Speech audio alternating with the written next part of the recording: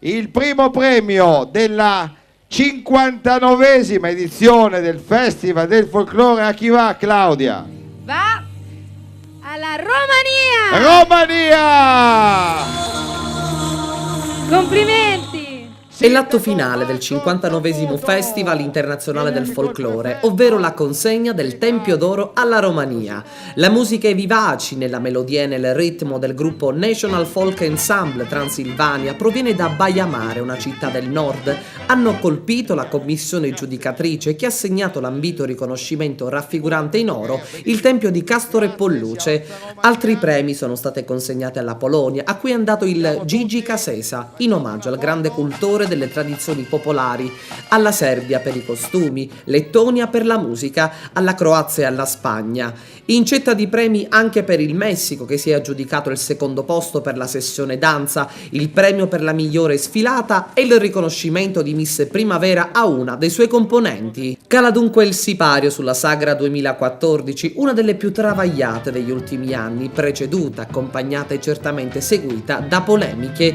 La domenica della Sagra è cominciata con la sfilata dei gruppi per le vie della città tra due ali di folla lungo tutto il percorso, partenza da piazza Municipio, attraversamento della via Atenea, viale della Vittoria, via Callicratide e via Manzoni e trasferimento al Tempio della Concordia per lo spettacolo conclusivo condotto da Charlie Gnocchi e Claudia Tosoni. A consegnare il Tempio d'Oro sono stati il prefetto di Agrigento, Nicola Diomede, e il sindaco Marco Zambuto, particolarmente soddisfatto per la riuscita della manifestazione nonostante le difficoltà, le polemiche e quanti hanno remato contro. E ieri sera al Teatro Pirandello il Gran Galà del Folklore, appuntamento voluto dal direttore artistico Francesco Bellomo, tornato dopo un'assenza di alcuni anni. L'evento ha segnato la fine della 69esima edizione della Sagra. Sul palco artisti agrigentini e non, tra cui Loredana Errore, alla sua prima apparizione pubblica dopo il grave incidente dei mesi scorsi. Devo dire che non mi aspettavo questo premio e sono felice di presentarmi di nuovo a questa platea internazionale, se vogliamo, appunto in onore del Mandorlo in Fiore. E quindi sono molto felice che ci sia stata questa considerazione anche per me, insomma non me l'aspettavo, grazie.